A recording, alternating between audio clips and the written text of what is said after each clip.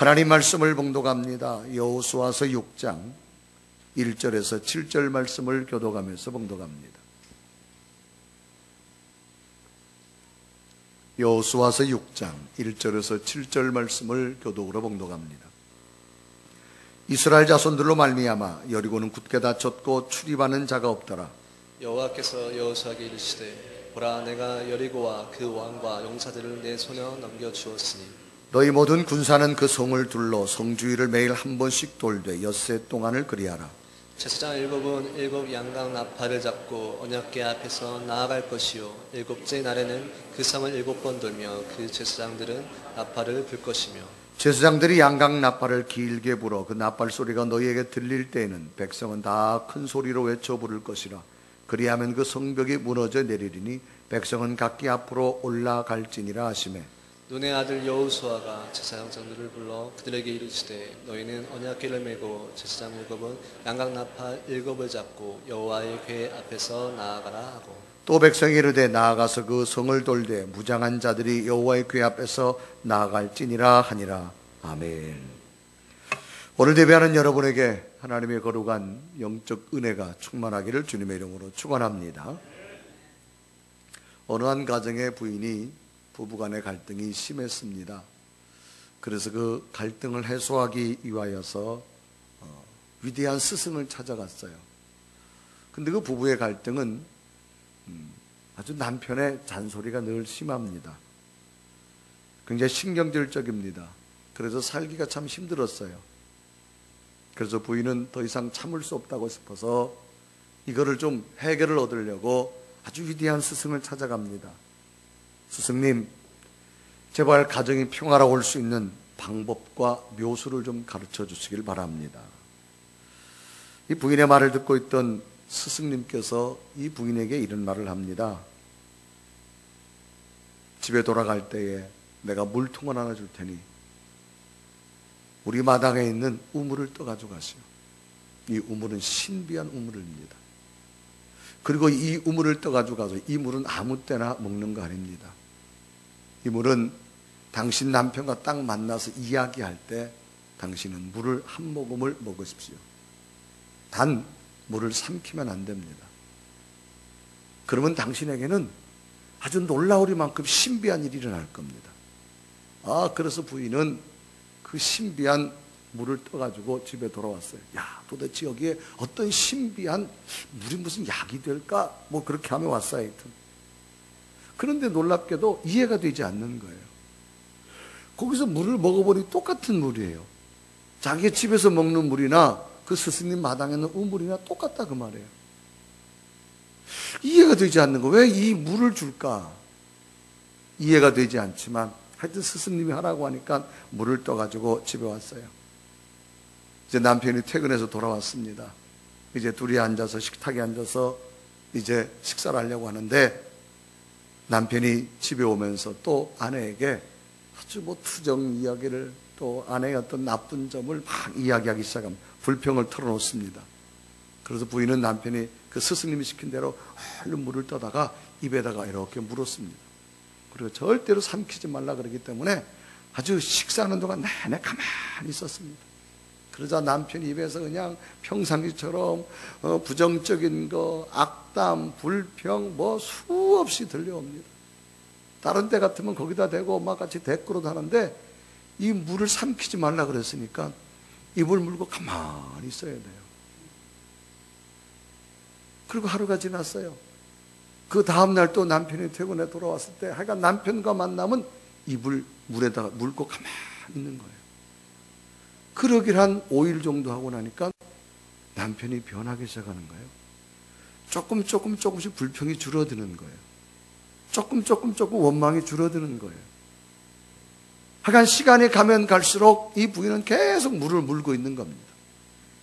그러니까 시간이 한참 지나고 나니까 이제 남편의 불평과 원망도 사라지고 남편의 아내에 대한 칭찬이 나오기 시작하더라는 겁니다. 그래서 어느덧 부부는 화해하게 되어져서 후에는 잘 먹고 잘 살았다고 합니다. 처음에는 이해가 되지 않았어요. 왜 물을 물고 있으라 그럴까? 아니 이 물 물고 있는다가 무슨 우리 가정의 문제 해결되냐? 이해도 되지 않고 이해해 보려고 해도 도저히 되지 않았습니다. 그러나 해보니까 가정의 평화가 찾아왔다는 이야기죠. 우리의 삶 가운데 이해되지 않는 일들이 참 많습니다. 그 가운데 하나님의 말씀은 더더욱 이해되지도 않고 정말 이런 책이 있나라고 할 정도입니다. 오늘은 여호수아서 6장입니다. 여호수아 5장에 의해서 이스라엘 백성들은 이제 길갈에 머물러서 모두가 다 할례를 받고 감사 유월절을 지키고 그 땅의 식물을 먹은 이스라엘 백성들은 이제 미가엘 천상의 도움을 받아서 마침내 가나안 땅의 첫 성인 여리고성을 공격하게 되어집니다. 여리고란 이름은 향기로운 땅이다라고 뜻입니다. 요단강 서편 8km, 길갈에서는 서북쪽으로 3km 지점에 위치한 곳으로 가나안 땅에서는 제일 오래된 성읍입니다. 여리고 성읍은 둘레가 0.6km 정도 되어집니다. 가나안 땅의 첫 성이자 비옥한 평야지대로 들어가는 길목이기 때문에 아주 전략상으로 대단히 중요한 성읍 중에 하나가 이 여리고성입니다. 이런 상황에 여리고성을 어떻게 공략해야 할까 생각하며 기도하고 있는 여호수아에게 하나님의 말씀이 들려옵니다. 하나님은 여호수아에게 명령을 내리시는데 그 명령은 누가 들어도 전혀 이해할 수도 없고 이해될 수도 없는 명령이었습니다. 그 명령은 이런 겁니다. 여호수아야, 이스라엘 모든 군사가 여리고성을 돌아라. 성주위를 매일 한 바퀴씩 돌아라. 6일 동안, 엿새 동안 해라. 그리고 7일째 되는 날에는 7번 돌아라. 7번을 돌 때 제사장들은 양각 나팔을 길게 불고 그 나팔 소리를 신호로 백성들은 일제히 함성을 질러라.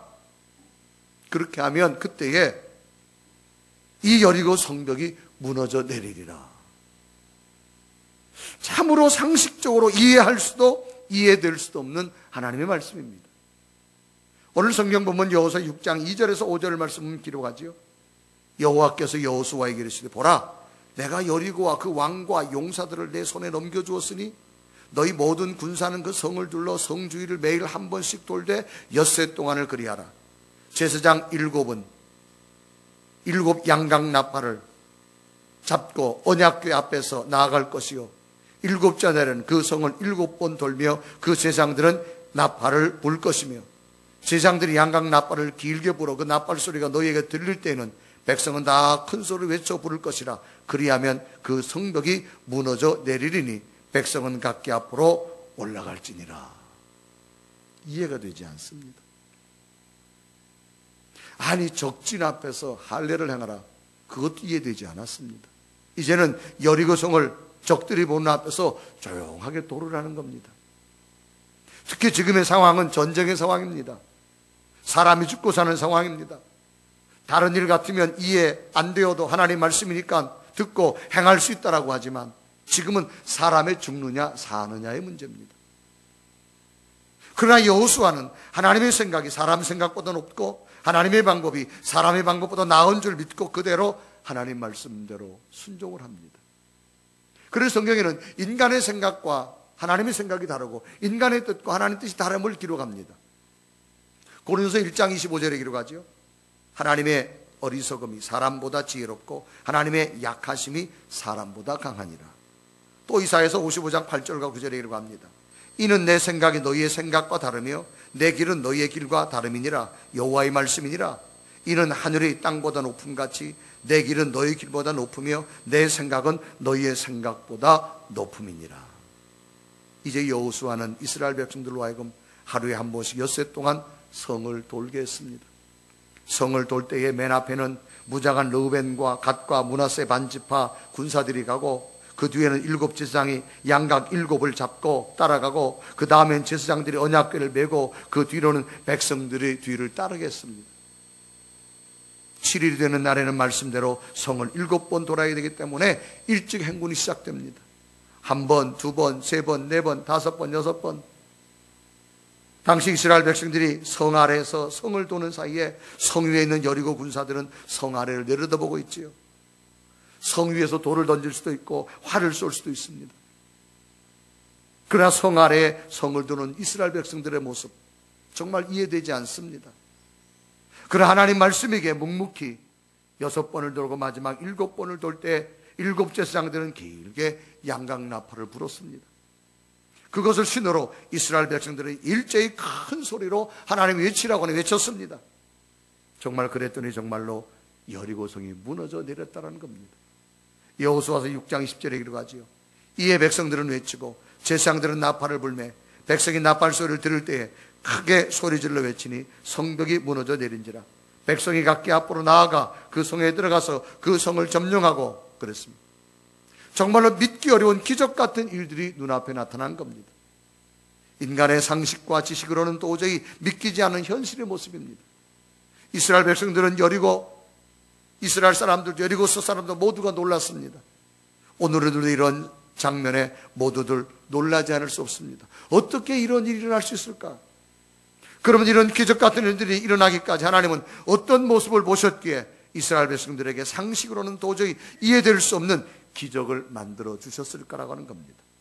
오늘 본문 말씀을 통하여서 무슨 요소가 있는가를 발견하고 또 깨달으면서 오늘 여러분 믿음도 이런 놀라운 기적 같은 일들을 믿음 안에서 경험하며 사시기를 주님의 이름으로 축원합니다. 어떤 요소가 있었을까? 첫째는 전적인 신뢰가 있었습니다. 이 신뢰라고 하는 단어는 믿고 의지함이라고 하는 단어가 합성된 겁니다. 신뢰, 믿고 의지한다. 믿다라고 하는 것은 그렇게 여겨서 의심하지 않는다 그 말입니다. 그렇게 여겨서 의심하지 않는다. 이게 믿는 겁니다. 그러니까 의심이라는 단어는 확실히 알지 못하거나 믿지 못하고 이상하게 생각하는 걸 의심이라 말하는데 그렇게 여겨서 의심이 없다 그 말입니다. 그러니까 지금 내가 믿는 것이 분명하다 그 말이죠. 그래서 믿고 의지하다. 의지라는 단어는 목적이 뚜렷한 생각과 뜻을 의지라 그렇게 말합니다. 그러니까 이 신뢰란 말은 너무나도 확실함을 믿고 인정하고 있다는 겁니다. 그러면 무엇을 믿고 인정하고 있다는 겁니까? 하나님의 방법과 하나님의 말씀을 믿고 의지한다 그 말입니다. 사람이 인정한다는 게 참 중요합니다. 여러분 신앙은 인정으로부터 출발되어야 됩니다. 인정은 보편적 인정과 개인적 인정이 있습니다. 대한민국이다. 이건 누구나 인정합니다. 이것은 컵이다. 누구나 인정합니다. 이건 마이크다. 누구나 인정합니다. 그런데 내 속에 하나님의 인정은 본인만 해야 됩니다. 인정할 때 하나님은 역사하신다 그 말입니다. 그래서 신앙은 인정으로부터 출발하는 겁니다. 신앙은 연수가 아닙니다. 지금 내 믿음 속에 하나님을 얼마나 전적 신뢰하고 인정하느냐가 중요합니다. 이러한 신앙의 모습 가운데 특히 전쟁의 상황입니다. 그런데 이 사람들은 마음속으로 너무나 분명하게 확실하게 믿고 있음을 뜻합니다. 사람의 행동은 마음으로 인정되어져야만 행동으로 나타날 수 있습니다. 여호수아를 비롯하여 모든 이스라엘 백성들은 하나님을 굳게 믿었습니다. 굳게 믿는 것은 여호수아를 통하여 주신 하나님의 말씀이셨습니다. 어느 한 사람도 하나님 말씀에 대하여 의심을 품고 토를 달거나 의문을 포기하지 않습니다. 의문을 제기하지 않습니다. 당시 하나님의 말씀은 인간이 상식적으로 도저히 납득하기 어려운 방법이었지만 하나님의 방법이 사람의 방법보다 나음을 저들은 굳게 믿고 그렇기 때문에 하나님 말씀에 대해서 전적 신뢰하는 겁니다. 의심 없이 믿기에 하나님 향해서 전적 신뢰를 할 수 있었습니다. 하나님의 역사와 기적은 하나님을 향하는 사람들의 전적 신뢰로부터 나타난다라고 하는 사실입니다. 성경에 보면 수많은 기적적인 사건들이 나타납니다. 그 중에 보면 마가복음 5장에 12년 동안 혈루증 앓던 여인이 소개됩니다. 12년의 투병 생활합니다. 많은 의사를 찾아갔고 많은 병원을 찾아갔지만 결국 못 고치고 더 중하해졌어요.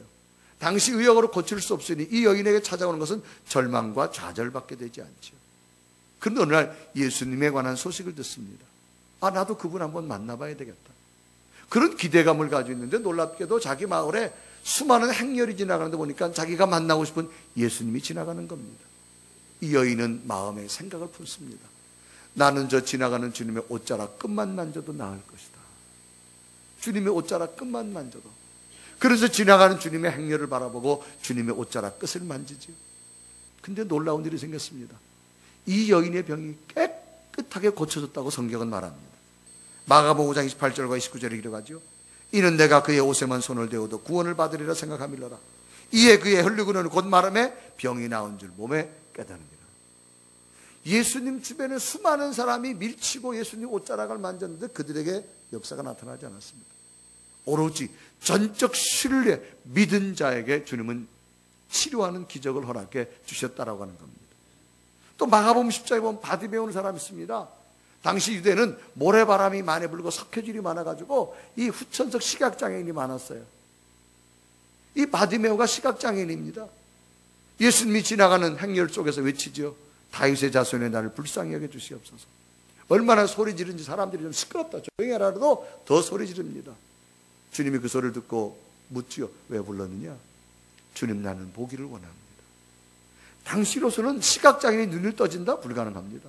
그런데 주님께서 말합니다. 내 믿음이 내 눈을 뜨게 하리라. 이 바디메오의 눈이 기적같이 떠졌습니다. 이때 장면을 마가복음 10장 51절과 52절은 이렇게 기록하지요. 예수께서 말씀하여 이르시되 내게 무엇하여 주기를 원하느냐? 맹인이 이르되 선생님이여 보기를 원하나이다. 예수께서 이르시되 가라, 내 믿음이 너를 구원하였느니라 하시니 그가 곧 보게 되어 예수를 길에서 따르니라. 이 전적 신뢰입니다. 지금 전쟁의 상황입니다. 여리고성에서 삶과 죽음의 사이에서 너무나도 비상식적인 하나님의 말씀을 얼마나 신뢰할 수 있을까라고 하는 겁니다. 하나님의 역사는 전적 신뢰로부터 나타나기 때문입니다. 조금도 의심함이 없는 확실한 믿음, 이것을 전적 신뢰라고 말합니다. 상식과 논리에 맞지 않습니다. 그러나 하나님의 말씀이기 때문에 전적으로 신뢰한 이들에게 하나님은 기적을 주신 줄로 믿습니다. 오늘 우리에게도 뭐가 필요할까요? 하나님의 말씀, 여러분, 전적 신뢰할 수 있는 믿음의 단계까지 가보시기를 바랍니다. 우리들 삶에 믿음에 공감을 주는 한 분이 있습니다. 유태영 박사라는 분, 예전에 특별 새벽 기도 때 저희 교회 오셔서 간증을 하신 분이죠. 그분의 자서전을 보면 언제까지나 나는 꿈꾸는 청년이 되고 싶다라고 하는 책에 보면 그분이 초등학교 5학년 때 처음 신앙을 갖게 되어지면서 초등학교 때부터 새벽 기도를 했다 그러잖아요. 중학교를 지나가고 중학교를 졸업하고 서울로 올라와서 생활하는데 정말로 가난하게 얼마나 처절하게 가난하게 생활하는지 모르지요. 그런데 어느 날 이 유태영 학생에게 유학이란 단어가 자기 귀를 울리기 시작합니다. 머릿속으로 그림을 그리기 시작합니다. 유학. 그 유학을 놓고 10년을 기도합니다. 그러면서 기도한 다음에 이런 생각을 하죠. 가난한 농촌을 잘 살게 하는 길이 무엇인가? 나도 배우자. 그러려면 우리나라가 지금 너무 가난하니까 다른 나라 가서 배웠으면 좋겠다. 그러면 정말로 이 시골을 농촌을 잘 살게 할 수 있는 국가가 어디 있을까? 자기가 자료를 검색해보니까 덴마크란 나라예요. 그래서 그 덴마크에 가가지고 내가 좀 공부를 해가지고 우리나라를 좀 잘 살게 되겠다. 그래서 이 덴마크를 가야 되겠는데 어떻게 가야 되느냐? 방법이 없어요. 그래서 일단 편지를 썼답니다. 영어로 써야간 자기가 자라온 환경과 자기가 앞으로 공부해야 될 덴마크에 대해서 편지를 써서 그럼 이걸 누구한테 보낼 거냐? 하나님, 저는 배경도 없고 돈도 없습니다. 유일한 배경은 하나님이시고 지도교수는 바로 주님이심을 나는 믿습니다. 그런 중에 마음속에 뭐가 떠오르는 거면 가장 높은 사람한테 보내라. 그런 확신이 들어서 그럼 덴마크에서 가장 높은 사람이 누군가? 도서관에 가서 자료를 찾아보니까 프레드릭 국왕이었습니다.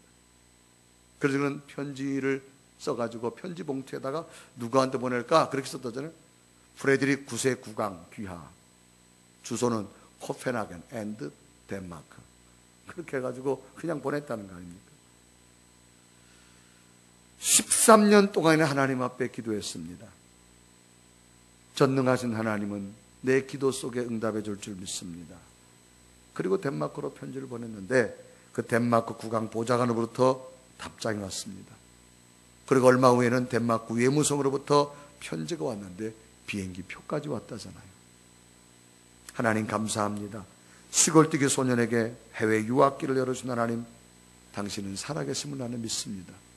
그래서 덴마크 가서 국비로 다 공부를 하고 또 이스라엘 가가지고 농촌에 대해서 공부를 하고 우리나라에 들어와서 새마을 운동에 선구자적인 역할을 하게 되어졌고 결국은 건국대학 부총장까지 지내시게 되어졌죠. 그래서 그분은 늘 청소년을 일깨우잖아요. 하나님은 절대적인 분이시다. 그분을 믿고 신뢰하라는 것 아닙니까? 오늘 우리에게 필요한 것이 무엇일까요? 오늘도 내 미래의 삶에 하나님의 역사가 나타나기 원하거든 내 방법이 아니라 하나님의 방법 속에 하나님의 능력이 있음을 절대적으로 신뢰할 수 있는 믿음이 필요합니다. 두 번째는 신뢰가 나타나면 순종할 수 있습니다. 믿음은 순종을 낳고 순종은 기적을 낳습니다.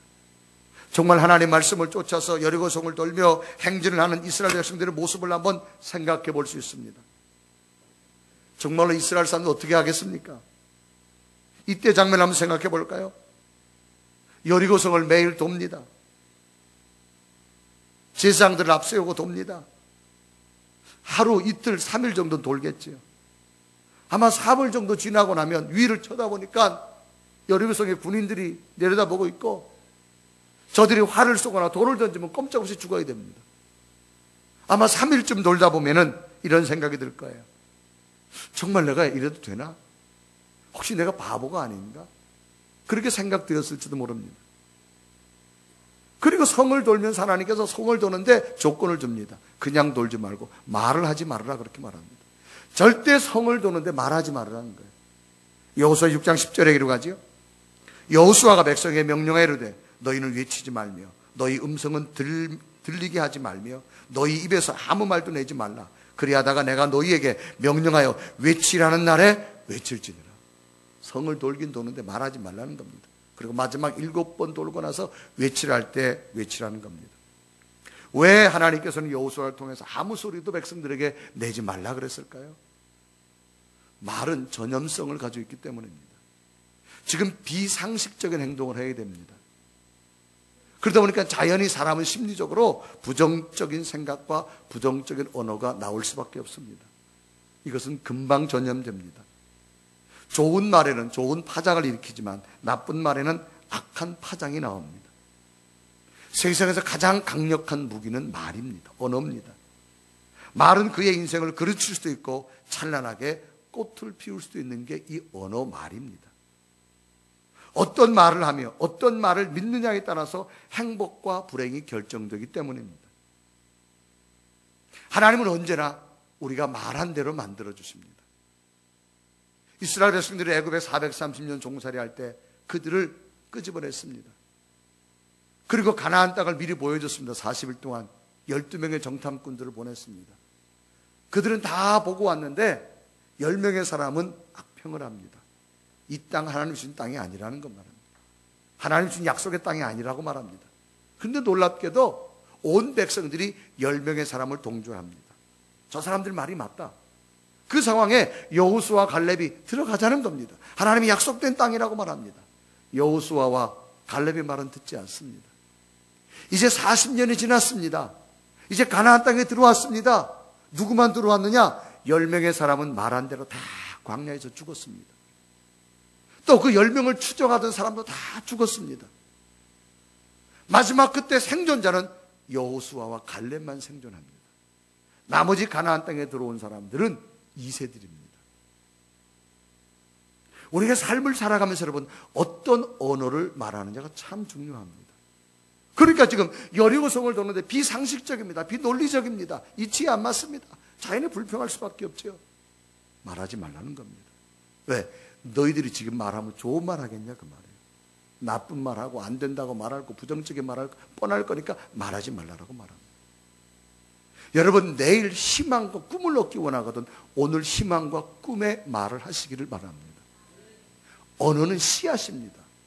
콩을 심으면 콩이 나요. 여러분 우리가 신앙생활하면서 내가 부정적인 얘기, 원망 섞인 얘기, 하나님 은혜에 반대되는 얘기만 잔뜩 심어놓고 하나님이 내일 내게 축복의 역사를 할 줄로 믿습니다. 입신해도 안 됩니다. 수없이 기도해도 안 됩니다. 왜? 언어가 여러분 사람은요 언어대로 움직이게 되어집니다. 참 신비롭습니다. 그래 일본 물리학자가 여러분 이 우리의 언어에 파동이 있다고 하잖아요. 파동. 이 물을 가지고 실험을 했죠. 물은 답을 알고 있다라는 그 책을 보십시오. 이 똑같은 컵에다가 물을 넣고 미워합니다. 너 나쁘다. 너 밉다. 그리고 급냉동에서 현미경을 보니까 물 입자가 다 깨졌어요. 아주 흉측하리만큼. 근데 똑같은 물인데 이 물을 넣고 너 이쁘다, 사랑스럽다, 급냉동을 하고 현미경으로 봤는데 물의 입자가 얼마나 아름답고 보석처럼 찬란하게 빛납니다. 그러니까 우리 언어 속에는 에너지, 파동의 진동이 나타난다는 거예요. 그건 왜 중요하냐? 우리 몸은 70%가 물입니다. 내가 언어로 선포하면 남이 듣기 전에 내가 먼저 듣습니다. 그러니까 내 몸에 벌써 그런 반응이 나타난다는 겁니다. 그래서 여러분, 우리는 내일의 희망의 축복, 하나님의 역사를 기다리고 원하거든 오늘 희망을 선포하십시오. 희망대로 될 줄로 믿습니다. 오늘 이런 원망, 이런 불평, 저런 거 막 해놓고 하나님 내일은 놀라운 기적이 나타날 줄 믿습니다. 안 됩니다. 언어는 씨앗입니다. 여러분, 내일의 좋은 열매를 얻기 원하거든 오늘 좋은 씨앗을 심어야 돼요. 큰 거 심어야 큰 거 열리지. 심어놓고는 쭉정이 심어놓고 하나님 내일 큰 열매 될 줄 믿습니다. 안 됩니다. 그건. 자연의 법칙은 진리입니다. 그래서 주님께서 이 땅에 오셔서 제일 처음에 비유가 씨 뿌리는 비유입니다. 심은 대로 거둔다 그 말입니다. 오늘 여러분 내 신앙을 한번 점검하십시오. 한 주간 동안 사용하는 내 언어가 좋은 언어인가? 부정적인 언어인가? 희망의 언어인가? 낙관적인 언어인가? 자녀들에게도 희망을 선포하십시오. 너는 하나님의 축복된 자녀다. 하나님 너를 세울 거다. 그럼 여러분 선포대로 될 줄로 믿습니다. 여러분 참 중요해요. 내 미래는 하나님 만들어줄 거다. 지금 어려워도 내일은 하나님이 역사할 거다. 이렇게 선포하면서 하시길 바랍니다. 맨날 신앙생활 하면서도 그냥 부정적인 거, 원망적인 이것도 나쁘고 저것도 나쁘고 그러놓고 여러분 내일은 내게 놀라운 역사가 나타날 줄 믿습니다. 안 됩니다. 언어가 바뀌어야 됩니다. 그러니까 하나님께서 말하지 말라는 거예요. 너희들이 절대 떠들지 말고 가라. 떠들지 말고. 그러니까 말을 안 하고 일주일 동안 도는 겁니다. 왜 이들이 이렇게 순종할 수 있었을까요? 하나님이 전적으로 믿어지니까. 순종은 전적 신뢰가 되어야만 믿어지는 겁니다. 은행은 믿어지니까 돈을 맡기잖아요. 부실은행은 못 믿으니까 돈을 못 맡기는 거예요. 하나님이 얼마나 신뢰할 수 있느냐? 그 사람이 순종하느냐 순종 안 하느냐 보면 알 수 있습니다. 하나님은 때때로 당신의 자녀들에게 복을 주시기 전에 반드시 먼저 거치는 게 있는데 순종입니다. 하나님 나는 믿음 좋습니다. 내 신앙생활 연조가 이렇습니다. 순종하는 거 보면 압니다. 순종은 단순히 복종한다 그런 얘기입니다. 거기는 어떤 이유가 없어요. 토가 없어요. 그러니까 하나님 말씀이니 순종하는 거예요. 그 대표적인 사람이 아브라함 아닙니까? 하나님께서 아브라함 믿음을 시험하잖아요. 너가 내를 잘 믿는다고 보자. 너 아들 있지? 늦게 얻은 자식. 네. 그거 모리의 제대로 번제로 드려라. 자식을 제사에 제물로 드리라는 겁니다. 창세기 22장 2절에 이르가죠. 여호와께서 이르시되 내 아들 내 사랑하는 독자 이삭을 데리고 모리아 땅으로 가서 내가 내게 일러준 한 산 거기서 그를 번제로 드리라. 이 번제는 이스라엘 백성들의 제사 양식 중에 하나입니다. 히브리 언어로 올라란 뜻입니다. 연기를 타고 하나님께 올라간다라고 하는 뜻입니다. 그러니까 제물을 태워가지고 여호와께 향기로운 제물을 올려드리는 겁니다. 그러니까 자식을 번제로 드려라. 이삭을 잡으라는 얘기입니다. 잡아 죽여가지고 태워가지고 올리라는 겁니다. 이건 안 맞습니다. 상식적으로. 어떻게 사람이 분명히 십계명에 살인하지 말라 그랬잖아요. 그것도 자식을 어떻게 죽입니까? 아브라함이 지금 나이가 많이 늙었어요. 지금 아브라함은 당시 어마어마한 복을 받았어요. 아마 아브라함 생각이 이런 생각 들겠죠. 하나님, 내가 살 만큼 살았는데 뭐 이거 순종 한번 안 한다고 뭐 어떻게 했어요? 그렇게 하면서 아브라함이 충분히 안 할 수도 있어요. 근데 아브라함의 믿음은 뭐니까 철저한 순종입니다. 얼마나 아브라함이 이 순종을 하는지 이제 집에서 말씀을 듣고 3일길을 걸어가야 돼요. 대개 여러분 처음에는 한다라고 말하지만 3일이 지나고 나면 마음이 변합니다. 그래서 우리도 여러분 작심 3일이라는 말을 많이 쓰잖아요. 3일 동안 이삭을 데려가는데 별 생각이 다 안 들었겠어요? 이삭을 데리고 종을 데리고 나무를 가지고 올라갑니다. 그런데 이제 목적지가 다 왔어요. 근데 아브라함이 마음을 흔들리지 않습니다. 이제 마지막 아브라함이 자기 함께 들어온 종들에게 말합니다. 너희들은 여기 머물러라. 나하고 아들 이삭만 제단에 올라가겠다. 왜 아브라함이 종들을 데리고 제단까지 올라가지 않았을까라고 하는 겁니다. 왜 올라가지 않았을까? 자, 종들을 데리고 제단에 올라갔어요. 아브라함이 갑자기 밧줄을 가지고 아들을 묶습니다. 칼을 들고 아들을 내리치려고 합니다. 그 장면을 봤던 종들이 뭐라 그러겠어요? 말렸겠죠. 아니 주인님, 이게 무슨 짓입니까? 아마 종들이 뜯어 말려면 아브라함은 할래야 할 수가 없어요. 그렇기 때문에 하나님께서는 이 아브라함의 순종을 어디까지 받느냐? 종들을 미리 산 아래 둡니다. 그리고 아들만 데리고 올라갑니다. 여러분, 이삭도 충분히 늙은 아버지를 밀치고 그 자리를 박차할 수 있어요. 그러나 아들은 평상시에 아버지의 믿음을 보았기 때문입니다. 부모가 좋은 믿음 보일 때 자식도 좋은 믿음 될 줄로 믿습니다. 그래서 창세기 22장 5절에 이르고 가죠. 이에 아브라함이 종에게 이르되 너희는 나귀와 함께 여기서 기다리라. 내가 아이와 함께 저기 가서 예배하고 우리가 너희에게로 돌아오리라. 종들에게 여기 기다리라. 왜 기다리라 했을까요? 아니, 그런 행동하는데 종들이 안 말리겠습니까? 하나님 말씀에 절대적 신뢰의 믿음이 가니까 마지막 아들까지도 절대적 순종을 할 수 있는 거예요. 그래서 이제 칼을 들고 내려치려고 하는 하늘의 음성이 들려오죠. 아브라함아, 이제야 정말 네가 나를 사랑하는 줄 알았다. 사랑하는 줄 알았다. 아들에게 손대지 마라. 아들을 풀어줘라. 그러면서 하나님께서는 준비하지 않았는데도 벌써 뒤에 수양을 준비해 놓았어요. 그러니까 아브라함의 믿음만 보신 겁니다. 무슨 믿음? 순종하는 믿음. 창세기 22장 12절에 이르고 가죠. 사자가 이르되 그 아이에게 내 손을 대지 말라. 그에게 아무 일도 하지 말라. 내가 내 아들 내 독자까지도 내게 아끼지 않았으니 내가 이제야 내가 하나님을 경외하는 줄 아노라. 아브라함의 순종된 믿음은 하나님을 감동시켜서 아들 대신 하나님은 친히 순양을 준비하셔서 제물을 만드셨습니다. 그래서 그곳 이름을 여호와 이레, 하나님께서 준비하셨다 그 말입니다. 창세기 22장 14절에 이르가죠. 아브라함이 그 땅 이름을 여호와 이레라 했으므로 오늘날까지 사람들의 이를 여호와의 산에서 준비되게 하리라. 그러니까 아브라함 일생을 살아가면서 하나님이 다 준비해 주십니다. 여러분들도 이런 복을 받기를 바랍니다. 순종의 시험에 합격한 아브라함, 더 큰 미래의 복을 받지요. 오늘 하나님 우리들에게도 젖과 꿀이는 가나안 땅의 길목에 여리고성 같은 장애물이 있습니다. 그러면 철저한 순종의 모습으로 약속의 땅까지 얻으시기를 바랍니다. 하나님 말씀이 이해되지 않아도, 상식에 맞지 않아도 묵묵히 말없이 여리고성을 돈 이스라엘 백성처럼 철저한 신뢰의 순종의 모습이 오늘 우리에게 필요합니다. 그리고는 질서와 협력이 있었습니다. 이스라엘 백성들의 행진은 참으로 질서가 있었습니다. 맨 앞에 루벤과 갓과 므낫세 반지파의 무장한 군인들이, 그 뒤에 7 양각 나팔을 잡은 7 제사장들이, 그 뒤에 언약궤를 맨 제사장들이, 그 뒤에는 백성들이 행군을 하기 시작합니다. 성을 돌기 시작합니다. 여호수아 6장 12절과 13절에 이르가지요.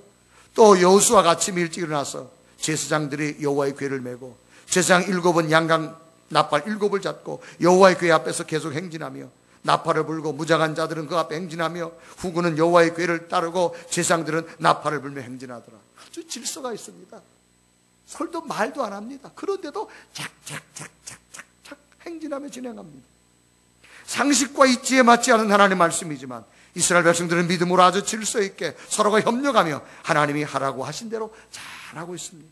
여러분, 질서라고 하는 단어는 사물 또는 사회가 올바른 상태를 유지하기 위해서 지켜야 할 일정한 차례나 규칙을 말합니다. 그러니까 올바른 상태를 유지하기 위해서 반드시 필요한 게 질서입니다. 협력이라는 단어는 서로 돕는 마음으로 힘을 모으는 것. 그러니까 이들은 지금 말을 하지 않아도 하나님의 말씀이기에 서로 힘을 모아가지고 서로를 격려하면서 지금 잘 가고 있습니다. 얼마나 하나님이 보실 때에 질서정연한지 몰라요. 이 질서는 서로 협력을 해야만 만들어지는 겁니다. 서로 돕는 마음이 있어야지만 질서가 되어지는 겁니다. 분명히 하나님의 말씀이지만 상식에 맞지 않습니다. 하나님 말씀에 이스라엘 모두가 순종하기 위해 서로 돕는 마음으로 힘을 모아서 잘 지켜나가고 있습니다. 자신만을 나타내는 개인주의가 아니라 하나님과 공동체를 먼저 생각하는 좋은 협력과 질서를 만들었습니다. 협력이 잘 안 되면 질서는 무너지고 맙니다. 이 같은 질서가 있으면 서로 잘 협력하고 있음을 말해주는 겁니다. 질서가 깨지고 협력이 무너지면 공동체는 힘을 잃어버리고 맙니다. 이스라엘 백성들 하나님 말씀 앞에서 얼마나 협력하며 질서를 잘 지켰는지 하나님이 이들의 모습을 보시고 하나님의 기적을 나타내 주셨습니다. 정말로 질서정연하게 하나님 말씀대로 마지막 7번을 두고 외치니 여리고성이 무너졌습니다. 하나님 말씀이 이치 맞지 않는다고, 상식에 맞지 않는다고 서로를 각자의 판단과 길을 향해 갔다면 하나님의 역사는 나타나지 않았을 겁니다. 하나님은 서로가 함께 돕고 서로가 함께 연합할 때 하나님이 기적을 주신다라고 하는 사실입니다. 오늘 우리들에게도 필요한 것이 있다고 한다면 좋은 협력과 좋은 질서가 필요합니다. 하나님 말씀 앞에서 나를 내려놓고 하나님을 향한 좋은 협력자, 하나님을 향한 좋은 질서자가 되어져야만 합니다. 아마도 하나님은 이스라엘 백성들이 서로 자기들의 주장만 내세우고 원망 불평하며 개인주의로 갔다면 여리고성의 무너짐은 결코 저들에게 주지 않았을 겁니다. 그러나 이스라엘 백성들은 여호와와 더불어 하나님 말씀 앞에서 철저한 협력과 철저한 질서와 철저한 신뢰, 순종이 하나님의 기적을 만들었습니다. 오늘 우리의 삶 속에서도 수많은 문제 앞에 하나님의 기적이 나타나기 소망이 원하시거든 오늘 이어서 6장의 말씀을 깨달으시고 하나님의 전적 신뢰를 믿으십시오. 그러고 한번 순종하십시오. 여러분, 하나님 앞에 질서와 좋은 협력자가 되십시오. 하나님 반드시 놀라운 일들을 여러분에게도 주실 줄로 믿습니다. 이런 놀라운 기적이 오늘 여러분에게 나타나기를 주님의 이름으로 축원합니다. 축원합니다.